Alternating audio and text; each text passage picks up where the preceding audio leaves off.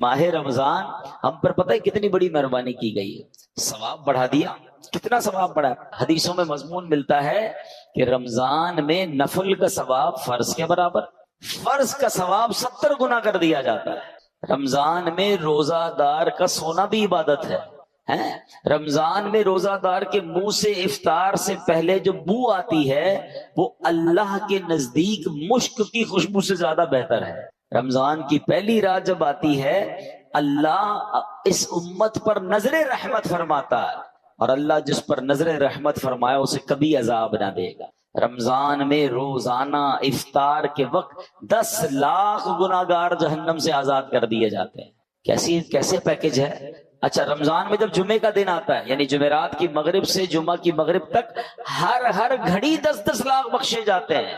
وہ تو وارے نہیں آ رہے ہیں نا ساری زندگی میں، اور آپ دعا کرتے ہیں یا اللہ ہماری پکار سن لے، ہماری دعا سن لے۔ رمضان کی راتوں میں فرشتہ آواز لگاتا ہے کوئی مانگنے والا کہ اس کی دعا قبول کر لی جائے، ہے کوئی توبہ کا طلبگار اس کی توبہ قبول کی جائے۔ مگر سچ بتاؤ اس اسکیم سے کتنے لوگ فائدہ اٹھاتے ہیں؟ پھر رمضان کا پہلا عشرہ عشرہ رحمت، دوسرا عشرہ عشرہ مغفرت، آخری عشرہ جہنم سے آزادی کا عشرہ، آخری عشرے میں 5 طاق راتوں میں ایک رات وہ جسے لیلۃ القدر کہا گیا، 1000 مہینوں سے بہتر رات۔ اللہ اکبر، کتنی مہربانی کی اللہ نے ہم پر، یعنی ہر وہ سامان کر دیا گیا کہ میرا بندہ بخشا جائے۔ مسجد میں آ رہے ہیں نا تو پھر مسجد کے ہو جائے نا، پھر کیوں چلے جاتے ہیں؟ یہ بھی بڑا دل دکھتا ہے کہ رمضان میں پہلے 3-4 دن سبحان اللہ فجر میں بھی مسجد فل ہے، تراویح میں بھی فل، 2-3 دن کے بعد پھر تھوڑے ہونے لگ جائیں گے، اور اس کے بعد کیا ہوگا؟ آخری طاق راتوں میں پھر آئیں گے، پھر جذبہ آئے گا، اس کے بعد پھر چاند نظر آیا تو ایسے غائب۔ تو اب رمضان کے تو مسلمان نہیں ہے نا۔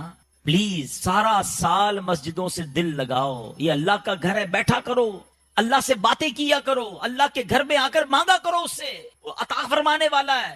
اب بتاؤ نا، آپ کے گھر میں کوئی آ جائے، مثال دیتا ہوں، آپ کا کوئی جاننے والا آپ کے گھر میں آئے اور آ کر رونا شروع کر دے کہ پریشان ہوں، مصیبت میں، میری مدد کر۔ آپ کہیں گے یار یہ تو گھر کے اندر آ گیا ہے، گھر میں آ کر رو رہا ہے، اب تو کرنا ہی پڑے گا نا کچھ، دنیا کا بھی دستور ہے نا، گھر آئے کو کون منع کرتا ہے؟ اب جو اللہ کے گھر میں آ کے بیٹھ گیا، کریم کے گھر میں آ کے بیٹھ گیا، ہم تو نماز کے بعد نماز کے علاوہ بھی بیٹھا کرو، بے شک لوگ جا رہے جانے دو، کونا پکڑ لو، بیٹھ۔ دنیا کو بتاتے ہو نا اپنے پرابلم، میں آپ کو ایک آج مشورہ دیتا ہوں، اپنے دل کی بات دنیا والوں کو مت بتایا کرو، کسی کو مت بتایا کرو کیا پرابلم، کوئی کچھ نہیں کر سکتا۔ دنیا والے مذاق اڑاتے ہیں، آپ کسی کو جا کر کہتے ہیں نا میرا یہ پرابلم ہے، میرا یہ مسئلہ ہے، آپ حل کر دیں، حل نہیں کرتے، پیچھے جا کے باتیں کرتے ہیں، آیا تھا میرے پاس بڑا پریشان تھا، اس کا تو یہ مسئلہ تھا، اس کا تو یہ مسئلہ تھا۔ میں کیوں بتاؤں کسی کو یار میرا مسئلہ؟ جس رب کائنات نے مسئلہ حل کرنا ہے، جو مسبب الاسباب ہے، جو شافع الامراض ہے، جو دنیا کو نواز رہا ہے، بیٹھ جاؤ نا اس کے گھر میں۔ آ گیا ہوں یا اللہ تیرے گھر میں، پریشان ہوں، تھک گیا ہوں مولا، دنیا بھر کے دھکے کھا لیے، مسئلہ حل نہیں ہوا، کریم اب تیرے گھر میں آ کر بیٹھ گیا ہوں، اور تو میری ماں سے زیادہ مجھے چاہنے والا ہے، اے اللہ بس میری جھولی بھر دے۔ باتیں کرو اللہ سے، دل کی باتیں کرو۔ بیمار ہوں اے اللہ، علاج نہیں ہو رہا، اے اللہ پیسے بھی نہیں ہے علاج کے، اے مالک مدینے جانا ہے اس کے لیے بھی پیسے نہیں ہیں، لوگ جا رہے ہیں میں اکیلا رہ جاتا ہوں، اے اللہ تو قریب ہے، مجھے بھی مکے مدینے دکھا دے۔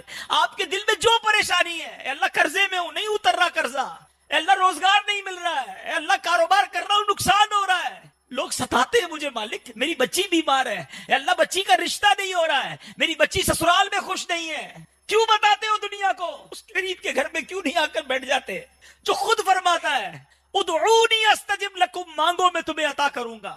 دنیا والے مذاق اڑاتے ہیں ہمارا، ہم ان کے دھکے کھاتے ہیں، اور جو وہ اپنی رحمت کا دروازہ بند نہیں فرماتا، اور رمضان میں ارے راتوں میں رحمت کا ندا دینے والا فرشتہ ندا دیتا ہے کوئی مانگنے والا کہ اس کو عطا کیا جائے، ہے کوئی توبہ کرنے والا اس کی توبہ قبول کی جائے، ہے کوئی مغفرت کا سوالی اس کا سوال پورا کیا جائے۔ رمضان کی اہمیت کے بارے میں نبی پاک علیہ الصلوۃ والسلام کی بڑی خوبصورت حدیث پاک ہے کہ اگر میری امت کو معلوم ہوتا رمضان کیا ہے تو وہ تمنا کرتے سارا سال ہی رمضان ہو۔ اسی سے سمجھ جائیں کہ رمضان کی اہمیت کیا ہے۔ مولا علی شیر خدا کرم اللہ تعالی وجہ الکریم ایک جگہ فرماتے ہیں کہ اگر اللہ کریم کو اس امت کو عذاب دینا ہوتا تو اس امت کو سورہ اخلاص اور رمضان عطا نہ فرماتا، تو یہ تو عذاب سے بچانے کے لیے آیا مہینہ۔ پیارے آقا علیہ الصلوۃ والسلام رمضان کیسے گزارتے تاکہ ہم ان کے فٹ اسٹیپ کو فالو کر کے ہم بھی رمضان کی برکتیں حاصل کریں۔ تو میں چند باتیں عرض کر دیتا ہوں، اور ظاہر ہے کہ گھر کی خبر تو گھر والے ہی دیں گے۔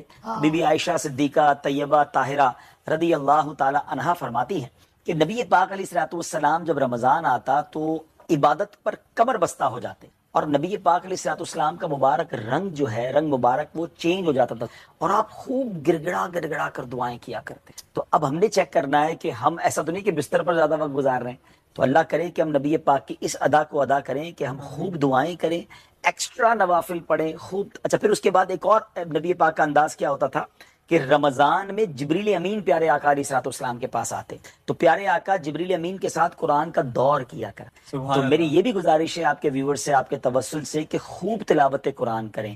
اور رمضان تو ہے بھی نزول قرآن کا مہینہ نا، ماہ رمضان سخاوت کا مہینہ، ہمیں اس میں خوب اللہ کی راہ میں خرچ کرنا ہے. غریبوں کی دیکھیں اس وقت جو ٹف ٹائم ہے، خاص طور پہ اگر میں پاکستان کی بات کروں تو جو مہنگائی نے مسلمانوں کی کمر توڑ کے رکھ دی ہے، لوگ بیچارے لگتا ہے کہ فروٹ کی دکان پر جا کر ریٹ پوچھ کر واپس آ جاتے ہوں گے. شاید جن کے گھروں میں پچھلے سال دسترخوان پر فروٹ اور اچھی کھجوریں ہوتی ہوں گی، ہو سکتا ہے وہ بھی بیچارے پانی سے افطار کرتے ہوں. ہمارے دسترخوان چونکہ وسیع ہوتے ہیں تو ہمیں بعض اوقات غریبوں کا احساس ویسا نہیں ہوتا. ان کے بچے بھی ہو سکتا ہے کہتے ہوں کہ ابو ہمیں افطار میں یہ کھانا ہے یا سحری میں یہ کھانا ہے، تو وہ نہ کھا سکتے ہوں. تو this is the time to help out. تو یہ سخاوت والا ہمارا عمل ہے نا، اللہ کرے کہ زکوٰۃ کے علاوہ بھی، زکوٰۃ تو پوری ادا کریں مگر اس کے علاوہ بھی اللہ کی راہ میں خوب خرچ کریں. قرآن اسکیم کہاں ہے؟ تلاوت کدھر ہے؟ مغفرت کے لیے دعائیں کدھر ہے؟ گر گڑانا کدھر ہے؟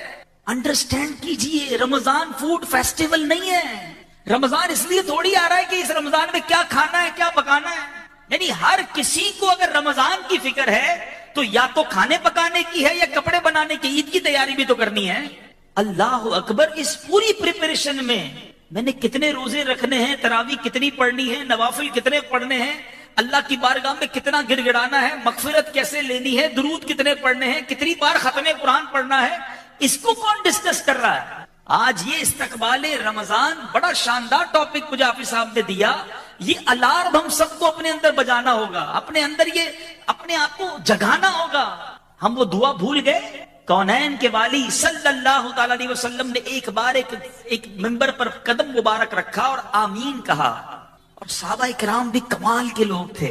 جب بھی کوئی ان یوزول غیر معمولی چیز نبی پاک میں دیکھتے تو سوال کر لیا کرتے تھے. انہوں نے سوال کیا، کام ہمارا بن گیا، ہمیں جواب مل گیا. صحابہ کرام نے عرض کی، حضور آپ نے آمین کیوں کہا؟ حدیث طویل ہے، میں ایک جز سنا رہا ہوں. اللہ کے حبیب نے کہا جبریل امین میرے پاس آئے اور جبریل امین نے آ کے دعا کی کہ حدیث کا مضمون ہے، وہ شخص ہلاک ہو جائے، بدبخت اور برباد ہو جائے جو رمضان کو پائے اور اپنی مغفرت نہ کروا سکے. اور نبی پاک کہتے ہیں میں نے اس دعا پر آمین کہی ہے. ایسا لگتا ہے امت یہ دعا بھول چکی ہے. دعا کرنے والا فرشتوں کا سردار. ٹرائی ٹو انڈرسٹینڈ، اس دعا کی امپورٹنس سمجھو. دعا کون کر رہا ہے؟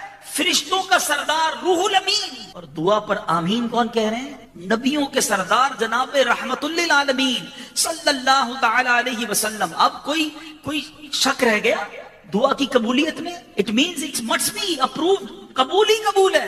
یہ طے ہو گیا کہ جس نے رمضان کو پایا اور اپنی مغفرت نہ کروا سکا وہ ہلاک و برباد ہو جائے. اب آؤ میں آپ کو بتاتا ہوں یہ مہینہ ہے کیسا، اس مہینے میں کرم کتنے ہیں، اس مہینے میں رحمتیں کتنی ہیں. سب سے پہلی بات، سارا سال جو ہمیں گناہوں میں لگاتا ہے ہمارا دشمن ہے شیطان لعین. اللہ تعالیٰ کی مہربانی دیکھو، دشمن کو ہی قید کر دیا جاتا ہے. یہ ستاتا ہے نا، چلو یہ بند، یعنی جو ہمیں غلط کاموں کی طرف لے جاتا ہے اس کو ہی اللہ نے بند کر دیا. اب تو آسان ہو گیا نا. اب اس کے بعد نفل کا ثواب فرض کے برابر، فرض کا ثواب 70 گنا. روزانہ افطار کے وقت 10 لاکھ گناہگار جہنم سے آزاد کر دیے جاتے ہیں. Every day million sinners, 10 lakh گناہگار جہنم سے آزاد کیے جاتے ہیں. سچ بتاؤ روزانہ افطار کے وقت میرا کام کیا ہونا چاہیے؟ شربت آیا کہ نہیں، دہی بڑے آئے کہ نہیں، پکوڑے بنے کہ نہیں، یہ کام ہونا چاہیے. یا کاش باپ بھی ہاتھ اٹھائے، بچے بھی ہاتھ اٹھائیں اور آنکھوں میں آنسو ہوں کہ مولا آج بھی 10 لاکھ بخشے جائیں گے، میرا نام بھی لکھ دے، میرے بچوں کا نام لکھ دے، اللہ میرے ماں باپ کا نام لکھ دے. ایک دن گزرے تو دل پر خوف طاری ہو جائے کہ کل جو 10 لاکھ بخشے گئے میں تھا کہ نہیں. دوسرے دن پھر گر گڑاہٹ ہو، تیسرے دن اور تڑپ پڑ جائے. ادھر تو حال یہ ہے پہلے 4 دن مسجد فل، 5ویں دن سے ایک صف کم ہونا شروع ہو جاتی ہے. کیوں؟ وہ جوش گیا. شروع میں جذبہ تھا نمازوں کا، فجر کا، نماز مغرب میں، تراویح میں، آہستہ آہستہ صفیں کم. کیا ہوا جناب؟ اب آخری عشرے میں کچھ نمازی پھر آ جائیں گے. ایسا نہ کرو میٹھے اسلامی بھائی. یہ مہینہ بخشوانے آ رہا ہے، یہ مہینہ ہم پر رحمتیں برسانے کے لیے اللہ نے بھیجا ہے. کہ ابھی فرماتے ہیں فرشتے ہر رات اور دن ان کے لیے مغفرت کی دعا کرتے رہتے ہیں. نمبر 4، اللہ تعالیٰ جنت کو حکم فرماتا ہے کہ میرے نیک بندوں کے لیے آراستہ ہو جا، سجائی جاتی ہے جنت، اور فرماتا ہے ان قریب وہ دنیا کی مشقت میں وہاں سے آ کر میرے گھر میں آرام اور راحت پائیں گے. روزہ داروں تمہارے لیے جنت سجائی جائے گی، ہیں اللہ کے نیک بندوں کے لیے جنت پریپیئر کی جاتی ہے. اور 5ویں بات نبی پاک فرماتے جب ماہ رمضان کی آخری رات آتی ہے، آج یہ بات بھی سیکھ کر جاؤ، ابھی پتہ نہیں رمضان میں پھر آپ سب سے ملاقات ہو سکے نہ ہو سکے، ابھی سے مدنی پھول لے جاؤ. شیطان ایسا مردود ہے، پورا مہینہ بند رہتا ہے، جیسے ہی عید کا چاند نظر آتا ہے ایسا لگتا ہے سارے لوگ اس کے استقبال کے لیے نکل کھڑے ہیں. بھائی تو ایک مہینہ بند تھا، اب تجھے راضی کرنا ہے. عشاء کی مغرب میں چاند نظر آیا، عشاء کی نماز میں مسجد خالی. ارے بھائی عشاء فرض تھی، رمضان چلا گیا، مسلمان کدھر گئے؟ اور وہ رات جو طوفان بدتمیزی برپا ہوتا ہے، کیا سی سائڈ، کیا شاپنگ سینٹر، کیا عورت مرد کا اختلاط، فلمیں ڈراموں کی ٹکٹیں بک ہو رہی ہیں. یہ رات کیسی ہے سنو. اللہ کے حبیب فرماتے جب ماہ رمضان کی آخری رات آتی ہے اللہ سب کی مغفرت فرما دیتا ہے. قوم میں سے ایک شخص نے اٹھ کر عرض کی یا رسول اللہ کیا یہ لیلۃ القدر ہے؟ فرمایا نہیں، کیا تم دیکھتے نہیں کہ جب مزدور اپنی مزدوری سے فارغ ہو جاتے ہیں تو انہیں اجرت دے دی جاتی ہے. اجرت ملنے کی رات رمضان کی آخری رات کو کہا گیا. مگر آج رمضان کی عام راتوں میں بھی اور پھر خاص طور پہ عید کی رات کتنے گناہ کیے جاتے ہیں. جو میرے بھائی، میں یہاں پر کچھ اور باتیں بھی عرض کرنا چاہتا ہوں. بعض لوگ بدقسمتی سے رمضان میں بھی جھوٹ بولتے ہیں، رمضان میں بھی بد نگاہی کرتے ہیں، رمضان میں بھی کسی کا دل دکھاتے ہیں. حرام کمانے والے رمضان میں بھی باز نہیں آتے. ایک تو یہ موبائل فون ایک ایسی بلا ہمارے درمیان آ گئی ہے کہ ہمیں پتہ ہی نہیں چلتا کہ یہ ہم سے کتنے گناہ کروا دیتا. ہر میدان میں ہمیں جانا ہے، ہر چیز ہم نے دیکھنی ہے، ہر کلپ ہم نے دیکھنا ہے. ہمیں نہیں پتا کہ یہ موبائل، یہ انٹرنیٹ ہماری روحانیت، ہماری عبادت، ہمارے ذوق، ہمارے شوق کو کیسے برباد کر دیتا. خدا را سمجھیے یہ رمضان گناہ کرنے کے لیے نہیں ہے. ویسے تو سارا سال گناہ نہیں کرنا، لیکن رمضان میں اسپیشلی اپنے آپ کو بچانا ہے. میں فار ایگزامپل سمجھاتا ہوں آپ کو. ایک بندہ باہر کسی کو گالی دے، غلط ہے، مگر مسجد کے اندر آ کر گالی دے. آپ کہیں گے یار خدا کا خوف کرو، اللہ کے گھر میں ہو. کوئی باہر گانے باجے سن رہا ہو اور کوئی مسجد کے اندر آ کے گانے باجے سنے یا گانے بجائے، آپ کیا کہیں گے؟ کمال ہے یار، تو پاگل ہو گئے، مسجد اللہ کا گھر ہے. تو ایک چیز یاد رکھیے، کچھ مقامات، کچھ دن اور کچھ مہینے ایسے ہیں جن کا مقام اللہ کی بارگاہ میں بہت زیادہ ہے. ان دنوں میں، ان لمحات میں یا ان مقامات پر گناہ کرنے کا عذاب بھی شدید ہے. جمعہ کے دن کی ایک نیکی 70 نیکی کے برابر ہے، لیکن اس کا مقام اللہ کی بارگاہ میں اتنا پیارا ہے کہ جمعہ کا ایک گناہ بھی 70 گناہ ہے. رمضان میں ایک نیکی نفل فرض کے برابر، فرض 70 گناہ.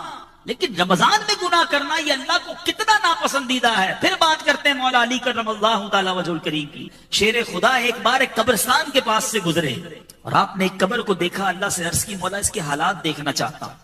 اللہ تعالیٰ نے قبر کے حالات آپ پر منکشف کر دیے، ظاہر کر دیے. آپ نے دیکھا مردہ قبر میں لوٹنیاں کھا رہا ہے، آگ میں جلایا جا رہا ہے اور فریاد کر رہا ہے یا علی انا غریق فی النار وحریق فی النار، علی بچائیے مجھے. آپ نے ہاتھ اٹھائے اللہ کی بارگاہ. ارشاد ہوا اے علی اس کی سفارش نہ کیجیے. عرض کی مولا کیا وجہ ہے؟ کہا اے علی یہ بندہ دن میں تو روزے رکھتا تھا مگر رات گناہوں سے باز نہیں آتا. روزہ رکھ کر گناہ کرنے والے کا یہ حال ہے تو پہلے تو روزہ نہ رکھنے والا سوچے اس کا کیا بنے گا. اور روزہ رکھ کر بھی گناہ کرنا کتنا ناپسندیدہ ہے. سمجھو بات کو. یعنی دوسرے لفظوں میں آپ کے لیے ایک اسکیم آ رہی ہے کہ بخشش لے لو. بخشش لینے کی بجائے اللہ کو ناراض کرنے والے کام کرو گے تو رب کا غضب بھی بڑھ جائے گا نا. تو ہوتا کیا ہے، پرابلم یہ ہے کہ رمضان آئے گا تو ایسا نہیں ہے کہ میرے اندر کوئی بٹن لگا ہوا ہے کہ چلو بھائی یہ آف کر دو، اب جھوٹ نہیں بولوں گا، اب میری آنکھیں حرام نہیں دیکھیں گی، اب زبان سے غیبت نہیں ہوگی، اب کسی کی دل آزاری نہیں ہوگی. عادتیں ہیں نا وہ اس طرح نہیں چھوٹتی ہیں. یہ جو پریپریشن کی بار بار بات کی جاتی ہے اس کی وجہ یہ ہے کہ رمضان سے پہلے ابھی سے فلمیں ڈرامے، ابھی سے گانے باجے، ابھی سے جھوٹ بولنا، ابھی سے دل آزاریاں کرنا، ابھی سے غلط کام چھوڑنے ہوں گے، تاکہ کہیں رمضان میں یہ غلطیاں کنٹینیو نہ ہو جائیں۔ مکہ شریف میں جاتے ہیں نا، ایک نیکی کتنی ہے؟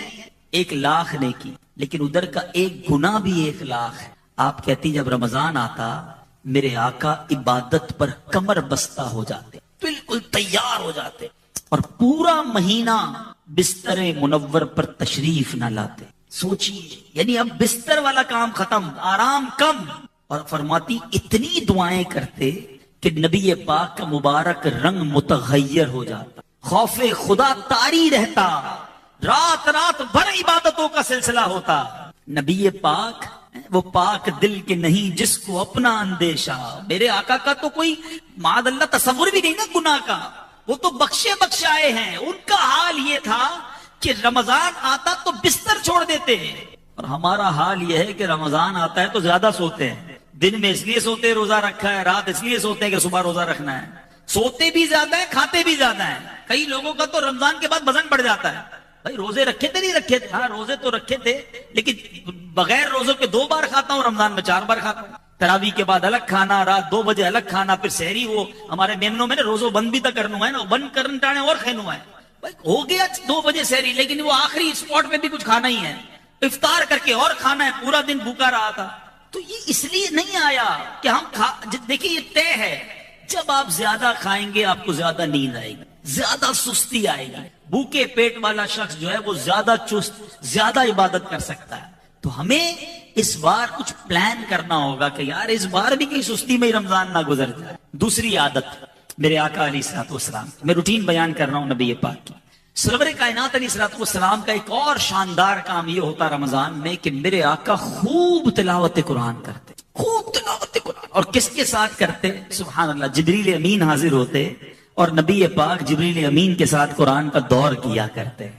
اب ہم سوچیں کہ ہم کتنا قرآن پڑھتے ہیں۔ مجھے کہتے ہوئے شرم آ رہی ہے، میری بہنیں بھی ہیں، میرے بھائی بھی بیٹھے ہیں، ہم میں اب بھی کئی لوگ ایسے ہوں گے جن کو تلفظ کے ساتھ صحیح قرآن پڑھنا ہی نہیں آتا۔ آپ سوچو یار، نزول قرآن کا مہینہ آ رہا ہے اور مجھے قرآن ہی پڑھنا نہیں آتا ہے۔ کم از کم یہ کمزوری دور کریں نا۔ کب تک ایسا رہے گا کہ ساری زندگی گزر گئی اور قرآن پڑھنا نہیں سیکھا؟ آپ کہیں یار ذرا مشکل ہوتی ہے، عربی میں ہے نا تو میرے لیے ڈیفیکلٹ ہے۔ تو کیا زندگی میں سارے کام آپ نے نہیں سیکھے؟ آپ پیدا ہوئے تو آپ کو انگریزی نہیں آتی تھی، آپ اسکول گئے، آپ نے وہاں بہت ساری چیزیں سیکھی، آگے ضرورت پڑی تو ڈرائیونگ سیکھی، اکاؤنٹ سیکھا، انٹرنیشنل ٹریول کرنا تھا تو ٹریول کے قوانین سیکھے، کئی موبائل کے آپشنز آپ کو نہیں پتا تھے وہ آپ نے سیکھے، کوئی اکاؤنٹنٹ بیٹھا ہوگا، کوئی جناب کوئی اور ٹیکنیکل کام کرنے والا بیٹھا ہوگا، سب تو سیکھا آپ نے۔ اس کی وجہ کیا تھی کہ جو زندگی میں پریورٹی آتی گئی، اہمیت سمجھتے گئے، وہ سیکھتے گئے۔ قرآن کو کبھی اہمیت دی نہیں، اس کو پریورٹی دی نہیں کہ مسلمان ہوتے ہوئے مجھے قرآن آنا چاہیے۔ شرم آنی چاہیے اپنے آپ سے کہ میں مسلمان کہلانے والا، مجھے قرآن پڑھنا نہیں آتا۔ جب پڑھنا نہیں آتا تو سمجھیں گے کیسے آپ؟ حالانکہ یہ اللہ کا پیغام ہے، مومنوں کے نام ہے، یہ وہ میسج ہے جو ہر مسلمان کو پتا ہونا چاہیے کہ میرے رب نے مجھ سے قرآن میں کیا بات کی ہے۔ مگر آج بہت بڑی تعداد کو قرآن کی سورتوں کے نام بھی نہیں پتا ہے، ان کو یہ بھی نہیں پتا ہے کہ سورہ بقرہ کو سورہ بقرہ کیوں کہتے ہیں، سورہ آل عمران کو آل عمران کیوں کہتے ہیں، اس میں ہے کیا؟ مولوی صاحب سناتے ہیں تراویح، وہ بھی سب سے فاسٹ والی تراویح چاہیے، بس ادھر جا کے نماز پڑھ لیں، 4-5 دن میں تراویح پوری ہو جائے، پھر ایسے بھاگتے ہیں۔ یعنی دیکھو کچھ چیزیں زبان سے کہی جاتی ہیں اور کچھ ایٹیٹیوڈ سے پتہ چل جاتی ہیں۔ یعنی میرا اور آپ کا قرآن سے تعلق کیسا ہے ہم کہتے نہیں ہیں، لیکن فیل یہ کرواتے ہیں کہ جان چھوٹ جائے، 5-7 دن میں تراویح پوری ہو جائے، بس ختم بھائی، اب کیا کرنا ہے؟ کیوں اتنی بے اعتنائی قرآن سے؟ ہونا کیا چاہیے کہ جی چاہے قاری صاحب قرآن پڑھتے رہیں اور میں سنتا رہوں، میرے رب کا کلام پڑھا جا رہا ہے، آنسو بہتے رہیں۔ واللہ جس دن قرآن سمجھ آنے لگ گیا نا اور صحیح قاری مل گیا، آپ کا جی نہیں چاہے گا یہ قاری صاحب رکوع میں جائیں، آپ کا جی چاہے گا یہ پڑھتے رہیں، میری رب کی باتیں بتاتے رہیں۔ لیکن پرابلم بھی یہی ہے، قرآن سیکھنے کا ذہن ہی نہیں ہے۔ خدا را آج کے اس پروگرام میں، اس محفل میں یہ نیت کر کے جاؤ کہ آج کے بعد میرا کوئی دن نہیں گزرے گا جس دن میں قرآن نہ پڑھوں، روزانہ کچھ نہ کچھ۔ بڑا پیارا مدنی انعام امیر اہل سنت جو ہے نا وہ کمال کی شخصیت ہے، وہ بڑا آسان فارمولہ دیتے ہیں، انہوں نے وہ فرماتے روزانہ کم از کم 3 آیتیں قرآن کی تلاوت کر لو، ترجمہ کر لو، پڑھ لو اور تفسیر پڑھ لو۔ تین تین تین کر کے بھی آہستہ آہستہ قرآن پورا ہو جائے گا. طالب علم تو بن جاؤ نا, راستے پہ چلنے والے تو بن جاؤ.